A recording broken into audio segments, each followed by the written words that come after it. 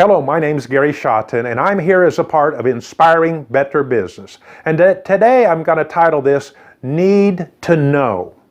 You see, God only gives us what we need to know to follow in our business activities, in life. But He gives us a Word of God that we're to have the abundance and we're to have provision. And some people use the word of prosperity, but we're going to have more than enough if we follow God. But we want to find out and know the details. We need to know the details. Show me what it's going to look like.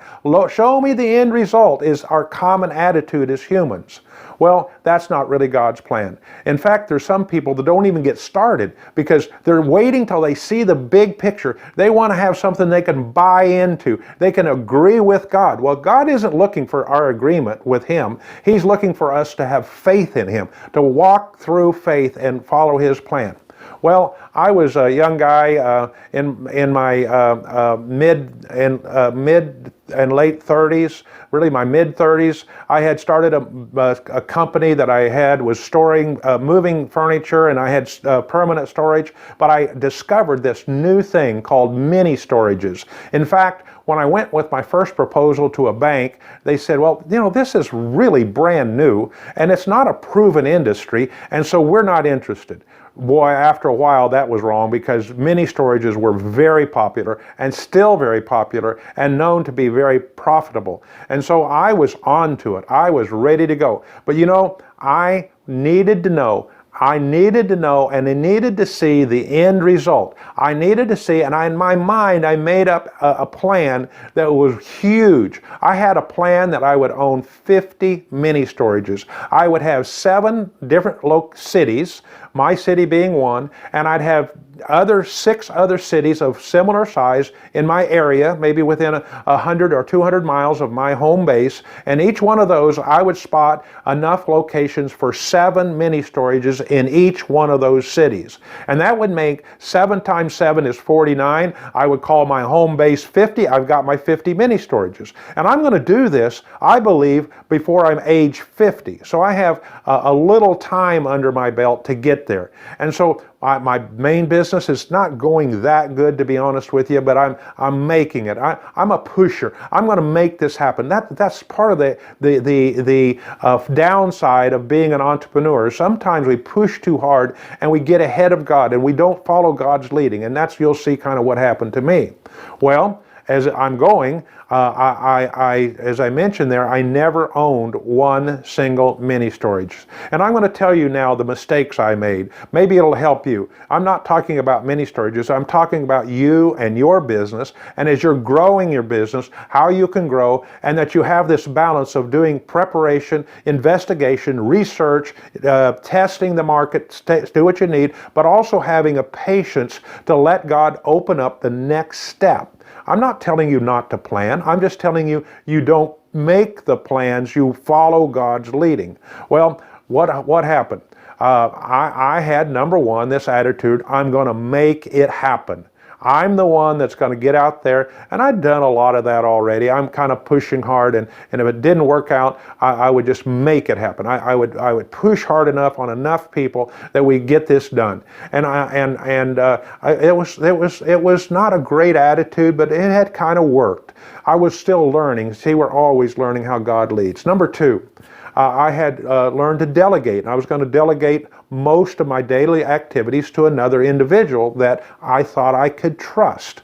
Well, over time, it was revealed that he had other motives. He had other ideas. He had some financial things fail unrelated to me in his own business life, and he had invested poorly, and he was then decided to steal $15,000 of my money when it really meant a lot to me, and left on one weekend and left me alone, all to re-put it back together, thinking he was in charge, and now I'm in charge.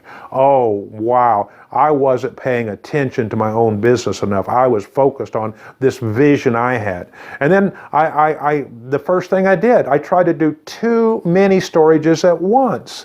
What am I thinking? I should do one, get it up and going, and then do a second. I'm stretching myself so thin. I have not enough money to do 2. I barely had enough money to do 1. And I had new things to learn. So I was pushing ahead of what I should be doing.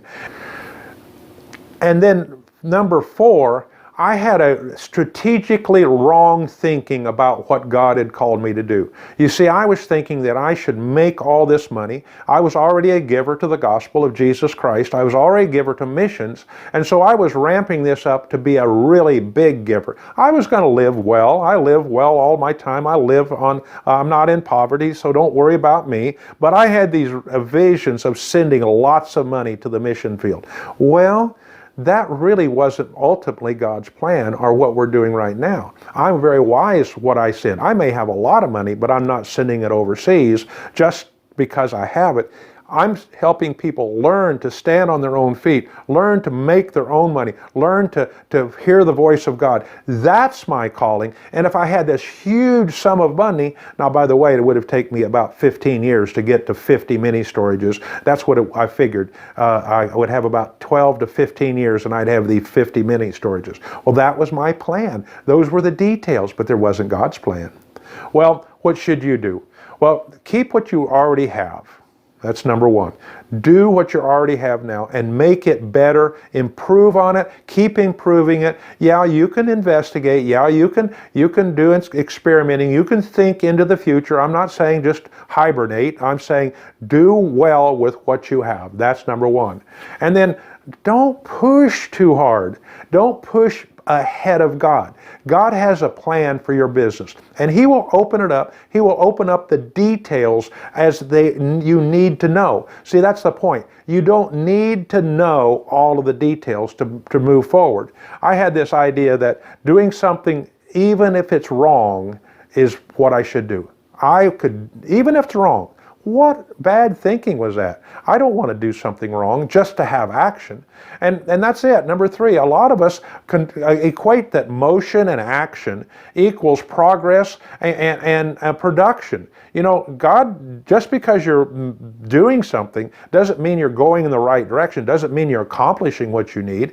That's what I had. I was pushing hard. And, you know, I paid for it. Now, I'm okay. It all turned out. God's full of mercy. He didn't let me fail, but I learned a lesson, hope to help you with. Let's wait then for the details to open up at the proper time. God's going to open up the details. He's going to show you the next step. And if you don't have a next step, just keep doing what you're doing. But don't rest. I'm not saying don't do anything, but be anxious for nothing, but be preparing for the next step at the same time. Take the next step. Well, a story in the Old Testament. God had the story of Israel. And if you follow that in the book of Exodus, Israel was basically in captivity in Egypt through a process that they were there, and they were under the control of Pharaoh. And that Pharaoh was a new Pharaoh, was a new leader, and he was oppressive to the nation of Israel. And Moses was called to lead out the nation of Israel into the promised land. And when that started to happen, Pharaoh wouldn't let him go. And we're told to be several hundreds of thousands, if not a couple million or more people leaving this Egyptian ruling. And there goes all the workers. There goes all the help. There goes a mass part of the economy. And so as soon as they got out of town and down the road a little bit, Pharaoh thought about this and said, I'm going to go back and capture them. And so they're now backed up with Pharaoh's. You can hear the sound of Pharaoh's horses running, coming to get them. And they're backed up to this body of water, a river, the Red Sea, a flow of water that's flowing down in front of them, and there's no way. They're trapped. And here's and the people were complaining. We would rather go back to Egypt. Well, there's an example of Moses didn't have all the details. He just knew that he needed to take the next step. He followed that leading, and here's what Exodus 14:13 says. And Moses said unto the people, Fear ye not, stand still. There you go. Fear ye not, stand still, and see the salvation of the Lord, which He will show you today. For the Egyptians whom you have seen today, ye shall see them again no more forever. In other words, Moses knew that somehow God was going to take them through, and He parted the Red Sea, and they went across on dry ground. And they got across it far enough that all the Egyptians were in the bottom of this body of water, and the waves and the water caved back in and basically killed them all. That was important because they would have kept pursuing them, and they had to be stopped. So God wants you to fear not and stand still. Not no motion, but let God work out the details. You don't have a need to know all the details. You will let God show you the next step, and you'll end up in a better position than ever before.